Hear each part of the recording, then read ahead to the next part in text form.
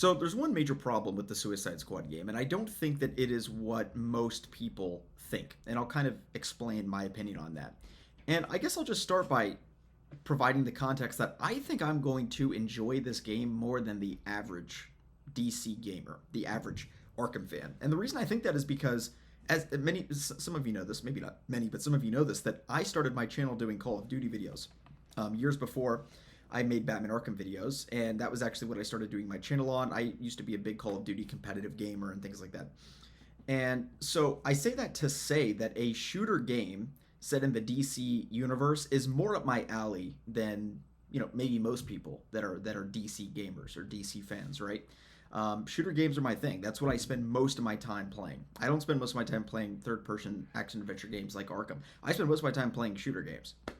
So in that way, this game is kind of up my alley in that regard. But there's one major problem with the game, and that is that we had to wait 9 years for it.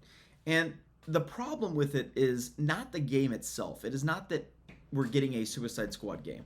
It's that this is the only game to follow a Batman Arkham Knight, and we waited basically a decade for it. And so if we were in a situation like Marvel is, where they have so many games in development, they have multiple Spider-Man games, they have Wolverine, they have X-Men, and that's just at Insomniac, not including the fact that a Blade game was just announced, and Black Panther and Iron Man. So they have so many games that are in development. And so realistically, you're probably getting a new Marvel game every 18 months or so, every like a year and a half, roughly. At this point, it's every 2 to 3 years, but it's going to be about every 18 months once those games start coming out. And so with those games, I wouldn't mind if we were getting that frequency of DC games, and Suicide Squad was one of those games, a shooter game set in the DC universe.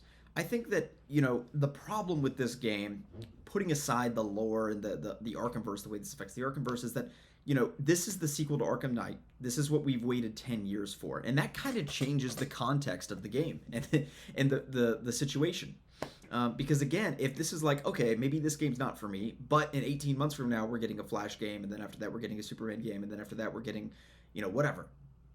Then you can just say, okay, well, the game for this year wasn't my favorite. It's not my thing, but I have a bunch of other games coming that I am looking forward to.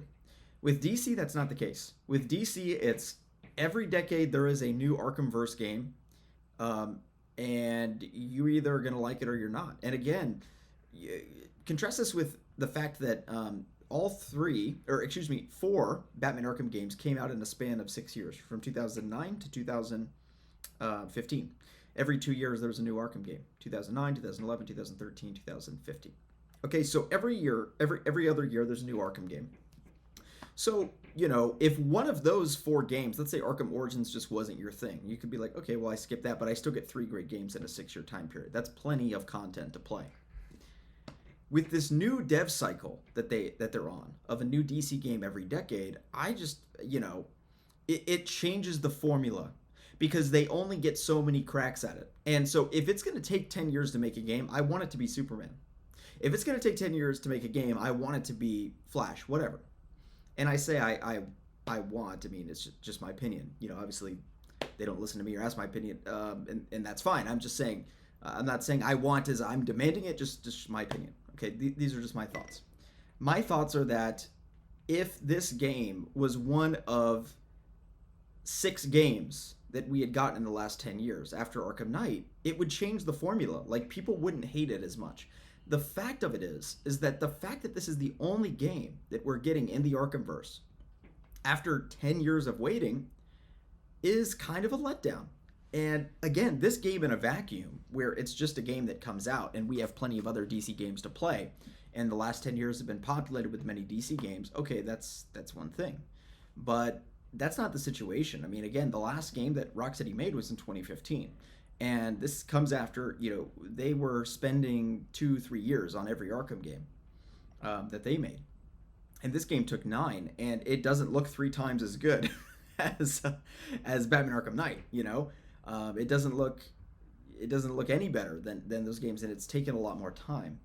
And so if DC was playing their cards right, and they had somebody managing the Arkhamverse, like a Kevin Feige of the Arkhamverse, planning out all these other games, then, okay, one of the 5 games comes along, it's just not your thing, you can just skip it. Okay, that's fine.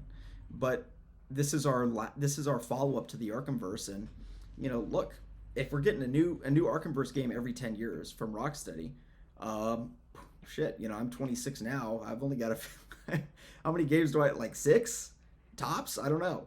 Um, so it's just weird that this is the follow up to Arkham Knight, the long anticipated, long awaited follow up to Arkham Knight, and again, that context is what changes the formula of the game. Now, I also do have issues with sort of maintaining the legacy of the Arkham games and making sure that you don't tarnish the legacy of the Arkham games.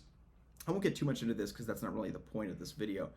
But I do think that's something that's a concern that we have to keep an eye on. But I haven't played the game yet, and so there's conflicting things about the leaks, whether they're true or not or whatever. So I mean, we'll have to wait and see. But there are concerns I have on that front. As okay, from a narrative perspective, is this the ideal follow up to the Arkham games? That's a concern that I have, and I want to see those concerns out and play the game for myself and see if this is faithful and loyal to the Arkhamverse and doesn't tarnish the reputation of Batman and other characters, and that it sets up the future for high quality DC games in the future with some of our favorite heroes that they can make games for. So that's a concern, but I really don't think that that's the biggest concern that a lot of people are having with the game right now. What I'm saying about the game, and my opinion about the game, is that it doesn't necessarily look that bad. The gameplay doesn't look that bad. The graphics don't look that bad. The cutscenes don't look that bad. Okay, I haven't played the story. Some of the leaks that I've heard about the game do look that bad. Okay, some of the leaks I will say do look that bad, but it's in a targeted window, and I don't have the full context. Okay, so I'm just gonna wait and see from the narrative perspective. But if you had told me, and if you had time traveled back to me in 2015 and said, Kobe, the next Arkhamverse game is gonna come out in 9 years. This game came out, okay, what, 26? Okay, so I was 17 when Batman Arkham Knight came out. If they had said, okay, there's not going to be another Arkhamverse game for 9 years, but it's going to come out in 9 years, and I'd be like, fuck, okay, that's a long time, but I don't know, GTA games take a long time to make. Okay, what is it? And they said, it's a Suicide Squad game. Oh, and by the way, you're killing all of the Justice League characters. Would any of us be happy with that? Would any Arkham fan be like, that sounds great? Yep, love that. No. Okay, so no, it's just not that's not true. Now, if you had told me it's going to take 9 years for Superman, okay, maybe.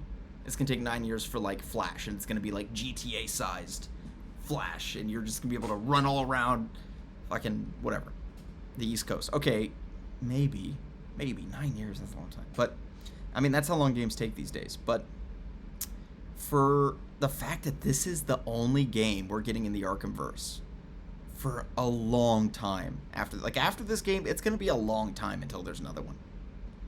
A freaking long time.